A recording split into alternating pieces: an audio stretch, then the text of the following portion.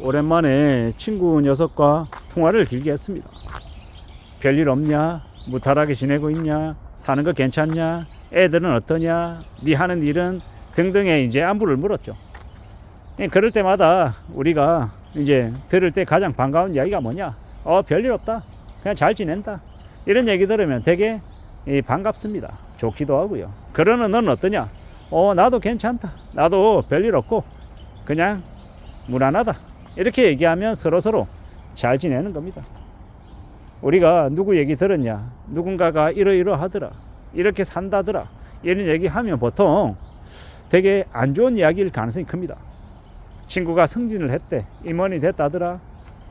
어떻게 잘 됐다고 하더라. 이런 얘기는 사실 흔하지 않습니다. 근데 누가 이렇게 지낸다더라. 뭐 이혼을 했다더라. 하는 사업이 망했다더라.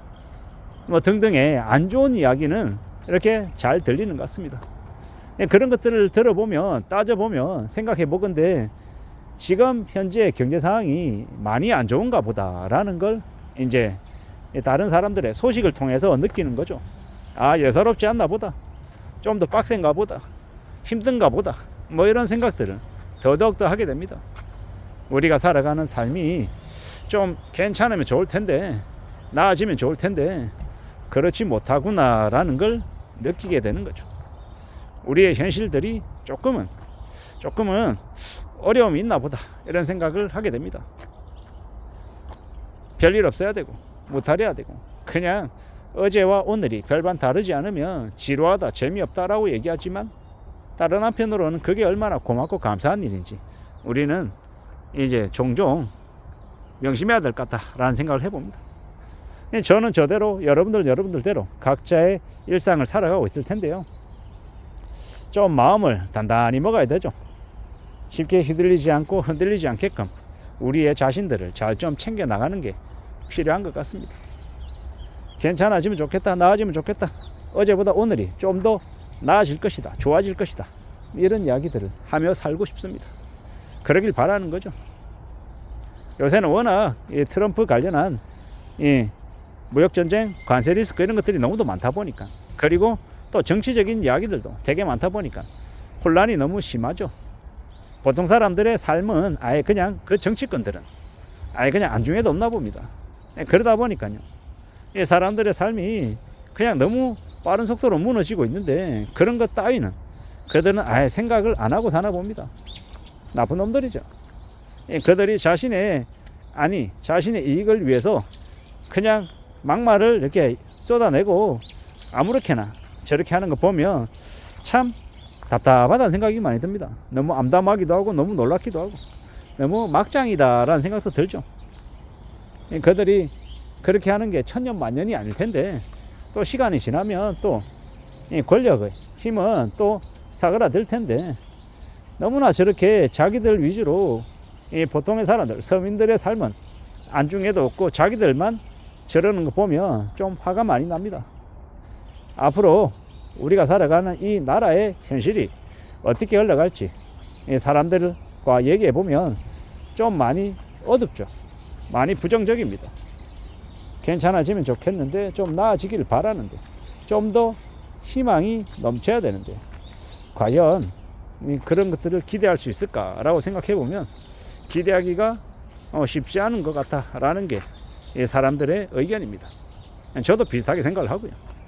결국은 우리 스스로 우리의 살 길을 마련해야 되고 각자 도생해야 되고 함부로 남 믿으면 안 되고 의심해야 되고 최대한 조심하며 사는 게 제일인 것 같습니다. 누군가가 돈이 되는 이 기회가 있다. 너도 한번 투자해 볼래? 이런 얘기 들으면 안 된다라는 겁니다. 순식간에 내 피 같은 돈이 뜯겨 나가는 사기를 당할 수 있다라는 겁니다. 조심해야 되고 두려워해야 되고 염려해야 되고 겁내야 되는 게 그냥 당연한 거라는 겁니다. 좀 이제 의심하는 것들을 많이 갖출 필요가 있습니다. 의심해야 된다. 그 어느 누가 얘기했다 하더라도 그 말을 그냥 고지고대로 믿는 게 아니고 내가 확인해보고 내가 살펴보는 그런 과정들을 거치는 게 좋겠다라는 겁니다. 그래야 나에게 닥칠 위험이 좀 그래도 덜해질 수 있다라는 겁니다. 안전하게 살아가자, 조심하자 라는 이야기를 계속 하고 싶은 거죠. 살아가는 지금의 현실이 함부로 뭔가를 믿으면 안 되는 시국입니다. 나라도 믿어서도 안 되고 회사를 믿어서도 안 되고 주변에 있는 사람들도 믿어서는 안 될 시기다라는 겁니다. 언제 어느 때 나를 괴롭히는, 나를 무너뜨리는 아주 무시무시한 빌런이 되어 있을지 모른다라는 겁니다. 지금 보십시오. 대한민국에 전세 사기가 얼마나 많습니까? 그리고 연가를 조장하고 집을 사라고 부추겼는데 알고 보니까 뭡니까? 비싼 가격에 떠넘긴 거죠. 사실상 이 정부가 나서서 뭐 신생아 특례 대출이니 신혼부부 특공이니 뭐니 이런 것들로 사람들을 엄청 꼬드겨서 비싼 가격에 집을 사게 만들었죠. 그리고 전세 사기도 뭡니까? 전세 자금 대출을 무분별하게 해줘서 집값을 떠받들었죠. 결국 그렇게 하면서 전세 사기가 벌어질 수 있는 판을 누가 만들어줬다? 정부가 만들어줬다라고 저는 생각합니다. 그래놓고 지금 와서는요, 뭐라 그럽니까? 정의사도처럼 전세 사기범들 처벌하는 수위를 조금 높였다 이러지만 실질적인 재산 피해에 대한 회복은 제대로 이루어지지 않고 있는 게 현실이죠. 이게 지금 이제 대한민국에서 벌어지고 있는 일입니다. 지금도 이 강남을 중심으로 집값이 올라가고 있다라고 신고가라고 떠들어대는데, 그러는 이제 그들이 이 담합해서 이 거래 한 척하고 거래 취소하고 하는 그런 것들을 제대로 조사하냐고요? 안 하고 있죠. 그게 지금 벌어지고 있는 일들입니다. 그와 관련해서 엮인 사람들은요, 엄청난 피해를 겪고 큰 충격에 헤어나오지 못하고 있는 게 현실입니다. 당한 놈이 바보 등신이다 라는 게 대한민국에 퍼져 있는 요상한 인식들입니다. 사기친 놈들, 이 범죄자들을 벌여야 되는데 범죄자를 벌하지 않고 피해자들에게 손가락질하는 어처구니 없는 일들이 대한민국에서는 자연스럽게 벌어지고 있습니다. 그러다 보니까 범죄자들이 범죄를 저지르는 걸 우습게 생각하죠. 이게 현실입니다. 우리가 앞으로 살아가면서 얼마나 많은 일들을 겪을지, 얼마나 심각하고 무서운 일들이 많이 벌어질지 우리는 숨죽이고 관찰해야 됩니다. 그리고 내가 그러한 일을 당하지 않기 위해서 어떻게 해야 된다? 항상 가족들하고 의논하고 아무리 옆에서 부추기고 서둘러서 결정하라고 얘기할 때 한 번 더 생각해 보겠다 라고 얘기하고 결정을 최대한 뒤로 놓쳐야 됩니다. 지금 아니면 안 된다, 지금 바로 해야 된다, 이런 말에 놀아나지 마십시오.